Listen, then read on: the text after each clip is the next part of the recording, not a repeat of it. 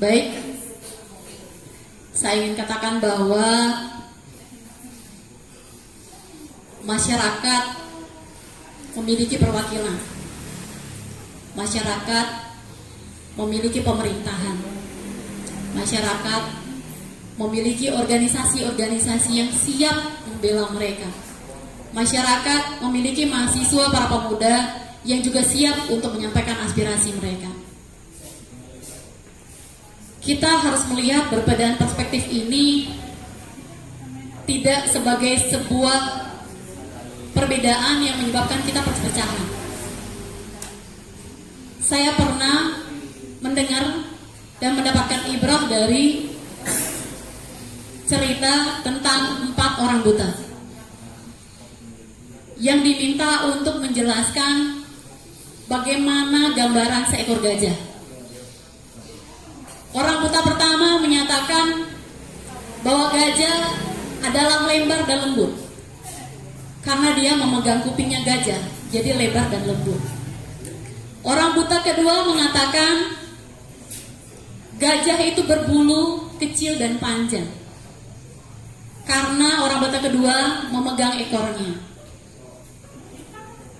Orang buta ketiga menyatakan bahwa gajah itu seperti serunai. Ternyata yang dipegangnya adalah gadi. Orang buta keempat menyatakan bahwa gajah itu besar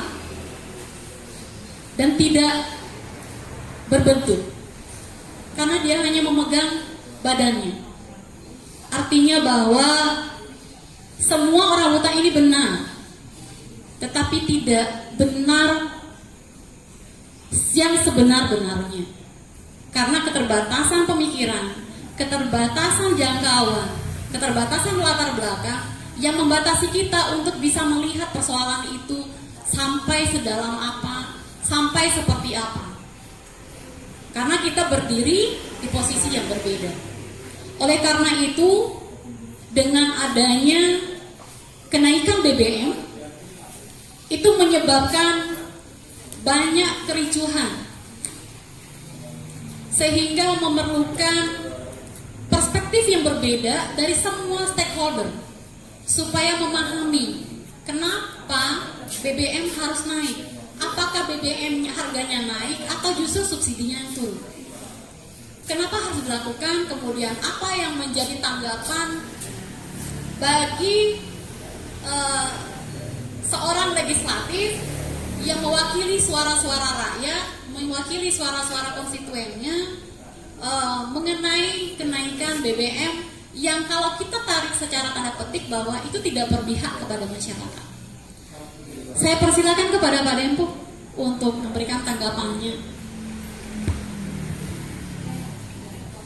BBM ini kan Yunda udah jadi bahasan yang sudah sepanjang zaman dibahas soal BBM kan begitu. Dari zaman dulu sebelum kemerdekaan juga sudah bicara BBM, dari zaman penjajahan, zamannya Orde Lama, Orde Baru, Reformasi. Bahkan kalau kita boleh katakan di era rezimnya Pak Jokowi ini sudah 7 kali naik BBM. Sebenarnya gampang sih bagi saya kalau mau damai itu rumusnya Pak Jokowi jangan diumumin naik BBM-nya, diam-diam aja naik, kita nggak akan demo mahasiswanya. Karena 7 kali BBM naik itu 6 kali dinaikin tanpa ada pengumuman Jokowi, nggak ada masa demo. Kan begitu. Ini pas Jokowi umumin baru masa demo. Iya. Menurutku ini demonya kayaknya bukan karena BBM naik. Karena? Ya karena diumumin saja baru demo kan begitu. Dulu nggak ada demo-demo. Itu mahasiswa ketika BBM naik nggak diumumin. Berulang kali naik BBM, nggak pernah ada yang demo. Jadi artinya faktor demo ini bukan karena BBM naik, karena Jokowi umum naik aja sebenarnya kan gitu. Jadi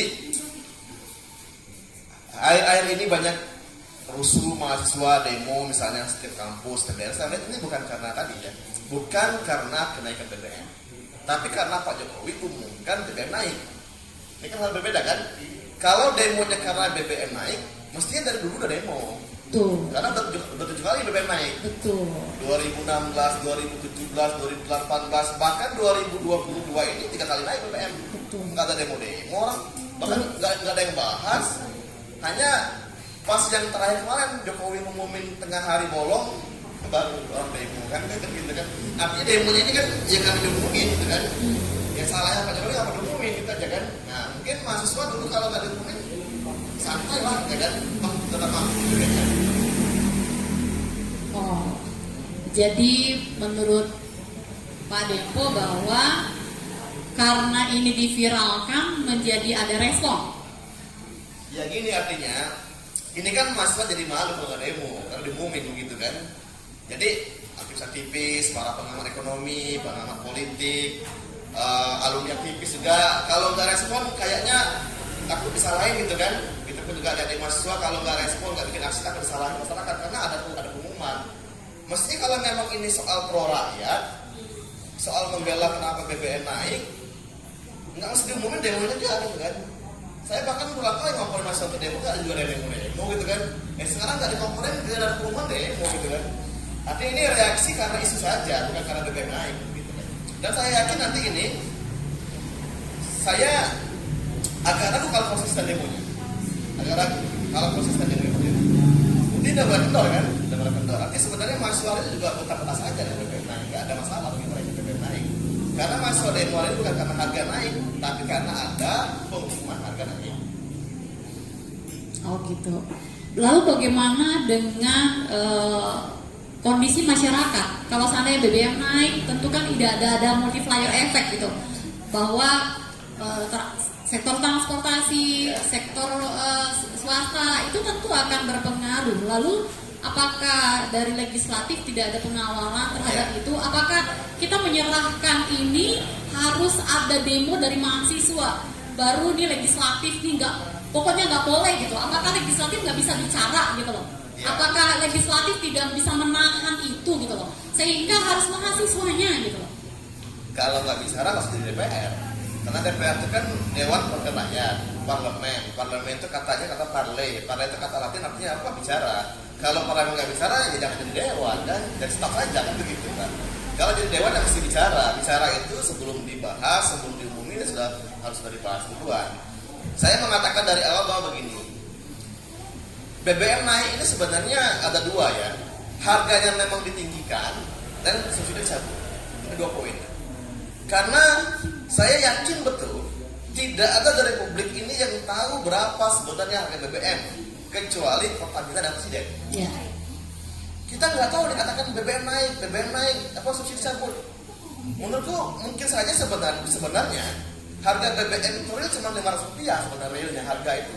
Dari mana harga real BBM itu? Kan dari biaya produksi tambah keuntungan. Ya, HPP. Berapa biaya produksi Pertamina mengekspor minyak ditambah biaya penggajian karyawan, tambah pajak dan keuntungan yang diminta oleh negara. Ya. Itulah biaya produksi plus keuntungan. Itulah harga jual. Semestinya. Mestinya. Dan itu tidak ada yang tahu. Kita nggak pernah tahu berapa sebenarnya biaya produksi Pertamina. Bahkan tidak pernah tahu hari ini berapa real produksi Pertamina. Betul. Kalau dikatakan ketika misalnya dengar pendapat dengan DPR RI, selalu Pertamina mengklaim untung besar, mengklaim menemukan cadangan minyak baru, bahkan di Riau menemukan minyak baru. Tetapi selalu rugi. Selalu rugi. Ketika kita bicara soal pendapatan negara, rugi katanya. Nah ini kan sangat lucu. Ya. Yang kedua, saya katakan bahwa alibi pemerintah mengatakan bahwa misalnya dengan memangkas subsidi BBM 500,2 triliun ini dalam rangka menyelamatkan uang negara. Ya. Ini artinya cara berpikir yang sangat bodoh, cara berpikir yang sangat amatiran, cara berpikir orang kampungan. Kalau menyelamatkan uang negara itu bukan dengan cara menaikkan mencabut subsidi BBM, Ya. tapi apa? Meningkatkan pendapatan negara. Ya. Tanah, air, bumi yang terkandung di dalam kandungan ini dalam Undang-Undang 45 jelas dikuasai negara untuk kesejahteraan rakyat yang amanahnya dikelola oleh pemerintah melalui badan usaha milik negara sebagai core bisnis pemerintah mendapatkan pendapatan selain pajak. Artinya apa? Yang dievaluasi itu harusnya bukan subsidi ke rakyat. Yang mesti dievaluasi adalah orang-orang yang tugaskan menambah pendapatan yang nggak becus. Yap. Kan begitu. Ya. Karena pada faktanya gajinya para petinggi Pertamina itu luar biasa besar. Kalau saya jadi presiden, saya langsung ke Pertamina tuh kan. Artinya nggak mampu dia meningkatkan kapasitas produksi Pertamina, gitu kan. Loh buktinya perusahaan luar mampu jual sel dengan luar Indonesia. Ya, Kan begitu. Malaysia malah turun. Masa malah turun. Nah, berarti kan meningkatkan subsidinya. Iya. Kita mengurangi subsidinya, dibebankan kepada masyarakat, mengurangi subsidi dan menambah harga. menambah harga. Nah, kan kita nggak tahu berapa sebenarnya. Ya, jadi intinya bahwa masyarakat tidak tahu. Kalau kita menjadi pemerintah dalam hal ini pemerintah pusat ya, Ya. mestinya berpikirnya begini. Bagaimana dengan rakyat itu dijual murah? Ketika minyak dunia melambung tinggi mahal, ini peluang bisnis. Maka Pertamina genjot produksinya jual ke luar negeri, biar untungnya gede. Jangan malah jual ke rakyat kan begitu. Tapi saya pernah membaca salah satu artikel menyatakan bahwa Indonesia ini sudah keluar dari organisasi perminyakan dunia. Itu kan kata artikel. Kita kan harus bikin artikel. Ya, kan? faktanya di tahunnya SBY, Ya. Indonesia tidak masuk lagi karena dari sisi jumlah produksi, kemudian dari sisi ekspor itu sudah tidak, karena artinya bahwa ada sesuatu yang memang kita tidak tahu, apakah memang tidak bisa, tidak ada, atau memang ini semua menjadi sebuah pertanyaan yang semestinya Dewana yang lebih tahu Kan gitu loh, begini, pengawasannya kalau seperti apa. terkait soal organisasi minyak dunia itu menurut saya itu bukan hal yang wajib mesti bergabung. Kita kan menganut politik bebas aktif, boleh gabung boleh enggak, kemanapun kita boleh berpihak, kita tidak boleh tergantung dengan pihak luar negeri manapun. Kita nggak boleh tergantung dengan APEC, nggak boleh tergantung dengan macam-macam, nggak boleh, karena politik kita ditetapkan politik luar negeri bebas aktif. Nah begitu. Perdagangan kita menganut perdagangan yang diatur oleh negara, bukan swasta. Karena kita bukan negara kapitalis, kita negara dalam hal ini dirangkum dalam tata pemerintahan. Ekonomi kita ditata dengan baik itu oleh negara, bukan oleh swasta. Gitu. Nah, artinya tidak ada alasan pemerintah untuk terganggu oleh kata-kata asing. Toh kalau misalnya soal produksi minyak, kita yang punya ukuran berapa kemampuan memproduksi, apa yang dibutuhkan. Kalau toh misalnya faktornya kurang produksi, tapi bahan bakunya banyak, yang investasikan ulang dong, tambah produksi. Ibarat kebun, kalau kebun kurang tambah lebar kebunnya kan gitu. Nah, ya tadi saya katakan mestinya saya menyesalkan begini ya, baik teman-teman yang ada di pusat maupun juga kalangan kampus. Kritik itu sebelum terjadi mestinya. Jangan sudah diumumkan baru kita kritik kan begitu. Nah, sebenarnya menurut saya kritik itu merupakan bagian dari respon gitu loh. Ketika tidak ada kesempatan respon. Kan pemerintah sebelum mengumumkan sudah mengasih kisi-kisi terkait. Mestinya ini loh kita berikan terapi, jangan naik kan gitu kan. Jangan nunggu naik baru terapi kan. Nah, tapi ya ini bangsa kita bangsa demokrasi yang sudah kebablasan kan. Nah, yang kedua mestinya kan pemerintah itu meningkatkan kapasitas pendanaan penelitian agar kampus-kampus kita dalam negeri ini itu juga diberikan pembiayaan meningkatkan mutu penelitian di bidang energi, baik energi nabati, energi terbarukan maupun energi fosil, agar kita punya cadangan energi. Kalau dikatakan memang energi fosil akan ada waktunya habis. Kita ini punya ratusan kampus, punya ratusan doktor, profesor, bahkan ada yang bergelar honoris causa. Kok nggak mampu meneliti itu kan begitu kan? Bahkan dulu sudah ditemukan energi listrik dari pohon, kayu, ditemukan bahan macam-macam. Ya kenapa nggak dilaksanakan? Kalau memang faktornya kita tergantung dengan minyak BBM, artinya ada substitusi bisa dialihkan. Nah ini kan cara berpikir cerdas yang ada. Nah, menurutku memang hari ini berkaitan erat antara dunia perdagangan, dunia energi mineral, dan kampus. Kampus juga tidak boleh menjadi menara gading dalam hal ini. Ya. Kampus juga mesti respon. Ngapain kita punya banyak dosen, punya gelar doktor, profesor kalau nggak bisa meneliti? Cabut dong penelitiannya kan? Ya. Terkait dengan tadi kita ketergantungan terhadap minyak Ya. untuk energi. Ya. Nah, sementara minyak itu sendiri kemudian dari sisi produksi menjadi turun, sementara kita sendiri sebenarnya tidak tahu. Ya. Kalau kita bicara energi, terlepas dari BBM, kita ini memang negara yang berada di garis khatulistiwa, yang panasnya bisa punya tiap hari, artinya bahwa solar system bisa dipakai. Kita nih punya banyak laut, artinya bahwa ombak laut itu bisa menjadi sumber energi. Angin, air. Kemudian kita punya banyak sungai yang bisa menjadi sumber itu juga, belum lagi geotermal. Kalau kita bicara tentang energi, tapi balik lagi kita bicara soal BBM, memang saya bukan bersepakat, tetapi saya memang melihat ada kejenuhan atau ada semacam apatisme dari mahasiswa mungkin, karena dari tahun yang zaman dulu sekali, ketika BBM mau naik 200 rupiah aja itu punya berperiode gitu demonya sampai tiap hari gitu loh bisa demo. Tapi belakangan saya melihat bahwa gerakan mahasiswa ini semakin melempem, semakin apakah mereka semakin individual atau semakin kita mungkin yang zaman dahulunya itu punya kesalahan dalam mendidik mereka, sehingga mereka tidak punya lagi giroh atau semangat untuk menjadi seorang agent of change, agent of control, yang punya powerful, yang punya mindset untuk membangun negara seperti itu. Ya. Kalau kita katakan hari ini mahasiswa itu sudah sangat jauh dari harapan gerakan, itu ada 3 faktor yang membuat kesalahan. Satu, faktor sistem pendidikan yang memang hari ini membuat mahasiswa sibuk dengan rutinitas yang tidak produktif. Yang kedua adalah faktor dosen yang mengajar yang tidak pernah memberikan rangsangan ketika tinggi.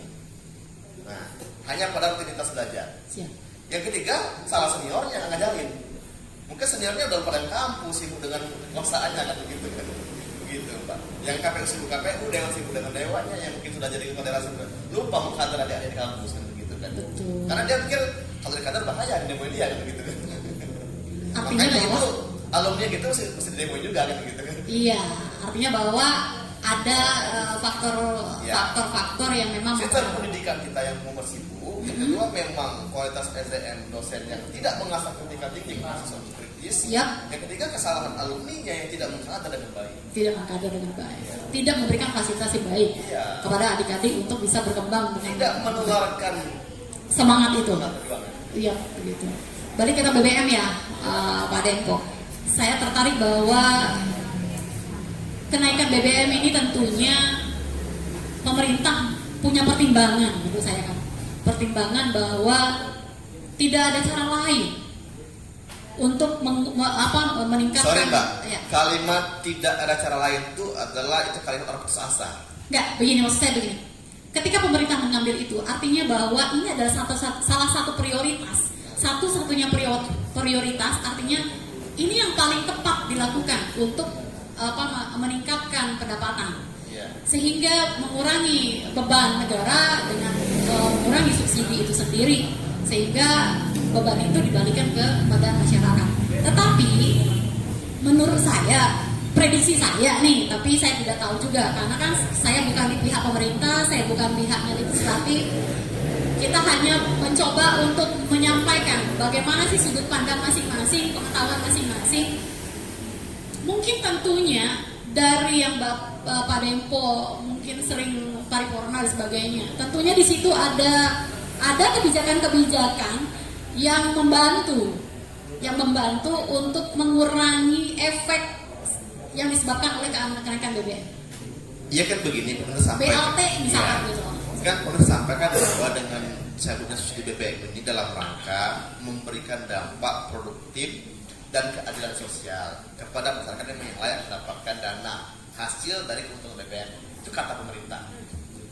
Tapi bagiku itu kesalahan besar. Karena nggak sebanding BLT 600.000 dengan naiknya minyak itu. Petani kita 1 bulan dikasihkan 600.000, tapi dia mesti beli solar, beli bensin untuk kebun ladang yang anggapnya sehari 1 liter, sebulan 30 liter, kali 17.000 ya sama saja habis dengan beli minyak artinya kan. Dan itu nggak mungkin 1 liter. Ada ini kebohongan saja. Hanya memberikan harapan-harapan palsu sehingga rakyat di tengah ngawang seakan-akan diberikan uang banyak. Ini uang yang sangat kecil dibandingkan keuntungan dari pemerintah. Sekali lagi, rakyat jangan pernah dimanjakan dengan BLT, tapi bukan juga dengan cara mencabut subsidi lalu seolah diberikan hadiah. Ini kan soal gini, seolah-olah negara menjadi penyelamat, seolah-olah negara menjadi pahlawan, menjadi center class, memberikan hadiah di saat rakyat sedang kelaparan dengan cara memberikan BLT dan bansos. Tetapi tanpa sadar sumber kehidupan rakyat cabut. Mestinya apa? Rakyat itu diberikan sumber kehidupan agar dia tumbuh kembang.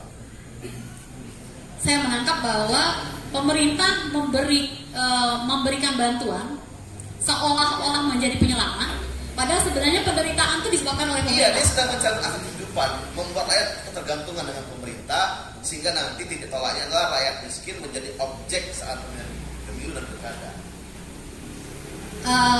Kalau tidak sejauh itu gitu loh. Artinya begini, saya menilai bahwa saya menangkap dari apa yang Pak Depo sampaikan bahwa pemerintah datang sebagai sinterklas untuk menyatakan bahwa pemerintah penyelamat. Padahal sebenarnya penderitaan mereka itu disebabkan oleh pemerintah. Iya. Pemiskinan yang sistemik. Jadi begini, ada namanya kebijakan transien. Transien ini orang yang mestinya tidak miskin, lalu menjadi miskin karena salah kebijakan. Orang yang mestinya tidak miskin, tapi karena salah kebijakan menjadi miskin.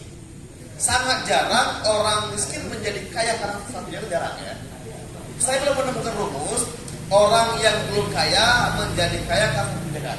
Tapi orang yang belum miskin bisa menjadi miskin karena salah kebijakan. Satu pertanyaan yang bagi saya sangat menggelitik, Pak Depo. Apakah kenaikan BBM ini itu tidak diketahui oleh Dewan gitu, selaku legislatif?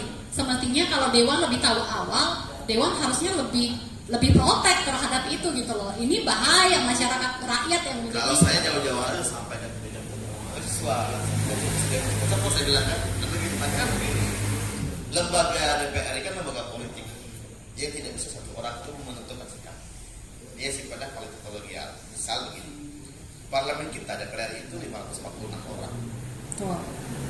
Putusan itu akan menjadi sah kalau minimal 3/4 Korum yang menyetujui. Kan ini tinggal soal koalisi peta politik dan lain-lain. Begitu pun daerah. Di Provinsi Bogor ada 45 program. Punya cara pandang berbeda, referensi bacaan yang berbeda, sumber pendidikan yang berbeda, latar belakang sebelum juga berbeda-beda, suku budaya berbeda-beda. Ya mohon maaf, yang berpengalaman berorganisasi pernah berdiskusi soal kenegaraan tidak nyampe 20%. Sehingga itu menjadi bahkan tambah. dia juga nggak tahu dengan naik gitu kan. Oh ini BBM ya gitu kan. Enggak, maksud saya begini, artinya bahwa masyarakat salah dong memilih mereka untuk duduk di sana, sehingga mereka tidak bisa menyelamatkan masyarakat gitu. Ya salah pilih lah gitu kan. Iya. Mungkin rakyat salah pilih orang kan begitu kan. Sehingga salah dong masyarakat ini memilih mereka sebagai perwakilan untuk bisa menyelamatkan kehidupan Ada masyarakat. kemungkinan memang rakyat salah pilih atau rakyat terpaksa memilih yang salah. Bedanya apa? Karena sajiannya itulah menu yang ada. Rakyat dia harus makan menu yang tersedia, tidak ada menu pilihan kan begitu. Karena ini kota kan begitu kan. Bahwa pemilu pasti ada. Tuh. Ada partai politik yang mencalonkan orang. Tuh. Orang yang mencalonkan ini sudah terdaftar, inilah orang-orangnya. Mungkin rakyat tidak mau memilih semua yang ada itu, tapi yang mau dipilih kan nyalon. Maka saya katakan bahwa kayak orang-orang baik, orang-orang kampus, Pak dosen yang udah pensiun, Pak Ustadz, aktivis, nyalon dong kalau kamu orang baik. Jangan hanya mengkritik DPR. Kalau cuma mengkritik itu nggak berubah keadaan. Rebut kekuasaan, alih fungsikan kekuasaan kebaikan, agar rakyat punya menu pilihan. Karena rakyat itu paksa, nggak ada pilihan menu lain. Kami ini maunya menu ikan seger yang tanpa formalin, tanpa pur, mau ikan alami sungai, tapi nggak ada hidangan. Ada menu makanan yang tersedia, ya semuanya formalin dan semuanya dari pur gitu kan. Tapi saya pilih yang kita ada makannya kan. Betul. Tapi faktanya, maksud saya, faktanya bahwa semerawutnya demokrasi ini yang sudah dihancurkan oleh adanya kegiatan politik dan sebagainya yang menjadi sesuatu yang tidak terjamah tetapi terasa gitu ya. Hasilnya seperti apa? Lalu bagaimana ini bisa Bung Dempo. Orang yang Untuk berani misalnya. bersuara lantang pasti dia tidak punya beban masa lalu. Betul. Kalau orang punya beban masa lalu nggak mau bersuara lantang. Ya. Kan begitu, Pak. Saya berani kritik, kritik ke depan. Ya. Saya pede bersuara karena saya tidak punya high cost dalam mencalon. Ya. Kan begitu. Ya mungkin kalau punya high cost dia nggak berani bersuara juga kan begitu. Ya. Nah inilah faktornya. Tatanan kita ini pertama sistem yang mesti diperbaiki dengan baik. Yang kedua memang kenegarawan orang, kedewasaan dalam berpolitik. Bahwa yang mesti pertama kali dirubah adalah mindset, cara pikir. Kita ini kenapa berpolitik? Kita ini mengapa mesti jadi DPR? Ya. Nah ini dulu. Kalau motivasi menjadi DPR itu adalah melakukan perbaikan legasi kehidupan kita, agar kita dikenal dalam sejarah menjadi orang yang berperan dalam hal perbaikan, sama akan jadi baik. Tapi kalau sudah punya mindset bagaimana ini menjadi core bisnis, ya maka hitungannya adalah core bisnis antara untung dan rugi dalam bisnis. Tapi faktanya begitu. Kebanyakan yang menjadi anggota dewan, yang duduk di legislatif, kemudian yang duduk di eksekutif, adalah mereka-mereka dari keluarga-keluarga yang notabene tadi ya, yang punya finansial kuat gitu, yang memegang perusahaan besar, yang memegang perekonomian daerah, sehingga mereka yang bisa masuk di sana. Karena tidak ada peluang-peluang orang baik, peluang-peluang orang cerdas untuk duduk di sana. Lalu bagaimana ini tanggapan Bung Dempo sendiri? Kalau peluang orang baik, peluang orang cerdas itu terbuka lebar sebenarnya. Ini soal mentalitas, berani nggak dia bertarung? Karena seringkali gini, orang baik, orang cerdas ini udah lemes duluan mentalnya. Nggak akan menang lawan bapak orang kaya, nggak menang lawan pakai sawit. Karena mentalnya nggak terdidik orang lawan, karena mentalnya belum ditempa menjadi orang profesional, kan begitu. Kalau ditempa dari kampung menjadi orang yang lawan, bangkit lawanannya. Nggak pandang itu mau harta apa, lawan saja kan begitu kan. Menang soal takdir. Kalau kita sudah berjuang maksimal, ya Tuhan akan turun tangan dan bantu kita. Tapi kalau kita sudah pasrah duluan dengan keadaan, maka itu namanya bullshit. Itu namanya bohong besar mengubah keadaan. Hanya ngomong doang namanya. Kita orang baik, kita aktivis, kita cerdas, nggak ikut pemilu, tapi ngeritik orang, itu namanya bullshit. Nah, gitu. Tidak berbuat tapi berkritik. Iya. Oh gitu. Kalau memang kita punya jiwa perlawanan, ayo taruh. Nggak punya uang, coba saja dulu. Kita nggak tahu soal tren. Ya mohon maaf, Mbak, saya bukan mengatakan saya benar ya. Betul. Saya berani klaim, saya salah satu caleg pada PD Provinsi Bengkulu yang tidak sesuatu kali itu. Alhamdulillah menang sampai banyak. Ya. Artinya rakyat cerdas artinya kan. Dengan metode kita saja bagaimana memberikan pemahaman rakyat soal nilai perjuangan. Betul. Banyak kan orang masih balik uang juga menang. Iya. Punya uang atau menang. Saya nggak tahu itu uang menang gitu kan. Iya. Kenapa? Kita menanamkan nilai perjuangan, visi perjuangan dengan rakyat. Iya. Tapi saya berdasar pengalaman masa lalu bahwa hampir semua lini itu selalu terjadi transaksional. Hampir semua. Bisa dihitung mungkin 1:1000 yang tidak melakukan transaksional terhadap suara konstituen. Ini menjadi sebuah bahaya yang saya pikir untuk sebuah demokrasi. Ya. Bahaya itu kan tanda awal kebangkitan. Ya. Kalau nggak ada bayar nggak akan ada soal kebangkitan. Dan Betul. saya optimis 2030 Indonesia bangkit. Kalau pemerintah sedang mewacanakan Indonesia emas 2045, saya enggak 2030. Saya optimis 2030 Indonesia akan bangkit dan dari lingkungan. Keyakinan. Yakin 100%. Karena saya yakin bahwa Bengkulu ini tanpa anak-anak Indonesia. Sini lalu lahirnya sumber pemikiran ideologi, lahirnya Saksakada. Jadi keyakinan kita akan muncul itu. Jadi sebuah sebuah penyadaran. Ya, saya sedang berjuang hari ini mengajak minimal 100.000 anak muda Bengkulu dan Indonesia untuk bangkit 2030. Apa yang sudah Anda lakukan? Tiap hari tidak ada waktu kosong tanpa saya mencari anak muda yang bangkit. Ayo kita bangun ideologi kita. Kita yakin Indonesia akan 2030 berbuat, tingkatkan sendiri, investasi dengan ke atas, berpikir jauh ke depan. Ya. Intinya bahwa hari ini Pak Dempo sebenarnya tidak setuju dengan kenaikan BBM dan penurunan subsidi untuk Emang nggak boleh, karena rakyat bukan tempat berjual beli gitu kan. Ya, tidak bertransaksional. Iya, karena memang itu adalah untuk mereka. Rakyat itu tuan rumah. Iya.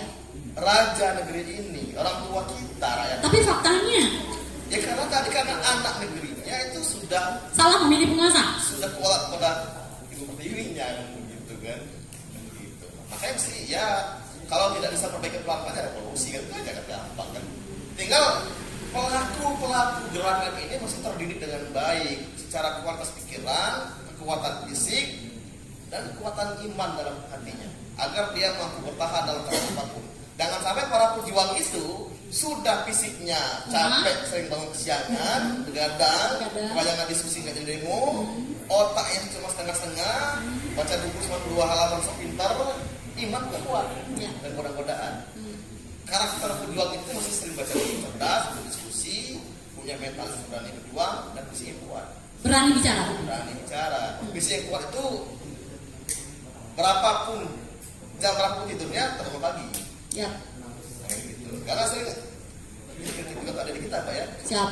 Tidur malam bangun siang itu namanya bukan begadang, pindahnya tidur namanya. Pindah jam tidur. Iya. Sama main kalong. Iya. Karena malamnya main game. Itu bahaya untuk generasi yang seperti itu. Jadi saya pikir bahwa harus ada sebuah gerakan. Iya, saya sedang menunggu anak muda mau bertemu saya. Yuk kita belajar dan bangkit dari perlawanan. Artinya terbuka lebar nih buat teman-teman mahasiswa untuk bisa berdiskusi bagaimana menjadi semangat bersama membawa perubahan bukan hanya Provinsi Bengkulu tetapi untuk Indonesia. Baik, ini merupakan narasumber yang saya pikir sangat luar biasa dari sisi pemikiran. Memang pemahaman terhadap keindonesiaan, tidak hanya pemahaman terhadap kedaerahan, itu memiliki cukup matang dan cukup bijaksana menilai sebuah persoalan. Tetapi lagi-lagi bahwa adanya sistem kolektif kolegial yang menyebabkan seseorang tidak bisa bersuara lantang.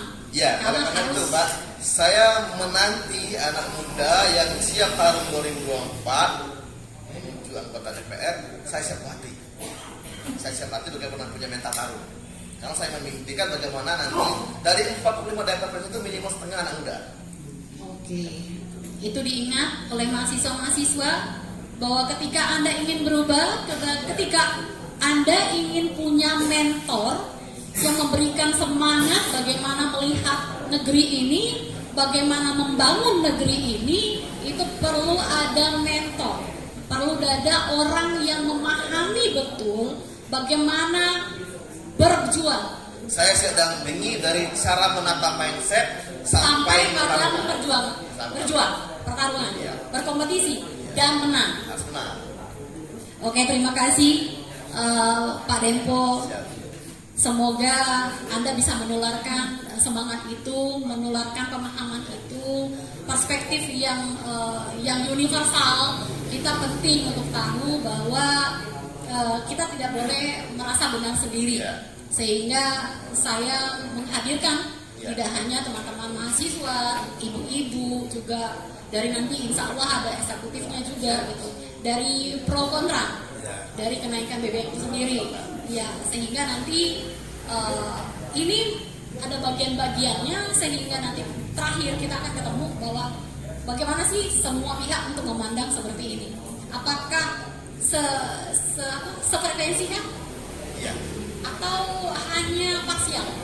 Betul. Dalam pemahamannya. Contoh begini Pak, dibandingin ngasih uang ke rakyat langsung sebulan, kenapa nggak ada kebijakan tidak ada lagi biaya atau 0 rupiah untuk semua orang kuliah di Indonesia ini? Kan selesai misalnya. Daripada kita bagi-bagi uang dengan semua ribu. Setiap mahasiswa yang kuliah di perguruan tinggi nggak ada lagi namanya UKT. Kan yang gitu, tuntas itu ini kan. Jadi jelas anak negeri terdidik. Tapi faktanya sekarang UKT naik, beasiswa udah nggak ada. Iya, makanya saya bilang ini uang BLT ini kan cuma apa ya, ngawang-ngawangin rakyat bawah. Ya, untuk diadu domba dengan kaum mahasiswa. Kalau memang pemerintah itu benar mau menata negeri ini, nggak usah kasih BLT, udah deh free semua UKT seluruh kampus. Selesai. Terus hubungannya? Kan cuma 600.000 nih kompensasinya. Iya, ini kalau memang untuk membangun bangsa, jumlah mahasiswa nggak sebanyak di para MSK. mahasiswa ini nanti dengan UKT-nya gratis, nggak lagi membebani orang tuanya. Orang tuanya pun nanti terbantukan ekonominya. Dan sang mahasiswa lalu masa belajar tanpa ada beban kira mencari uang untuk UKT. Dibandingkan uang dibagi-bagi ke rakyat harus dibayar jelas. Terima kasih atas kesadaran Pak Dempo. Semoga apa yang kita bicarakan malam ini itu bisa membantu kita sama-sama ke depan untuk membangun negeri ini dari perbedaan menjadi sebuah kebersamaan.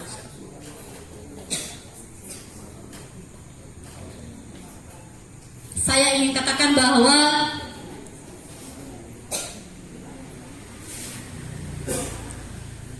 kita di tempat berbeda, memainkan peranan berbeda. Kita tidak berada di sana, di tempat itu, sehingga jangan mudah menunjuk kesalahan orang. Tapi dengarkan dulu, lihat dulu bagaimana perspektif orang lain, agar kita tidak merasa benar sendiri. Terima kasih. Assalamualaikum warahmatullahi wabarakatuh.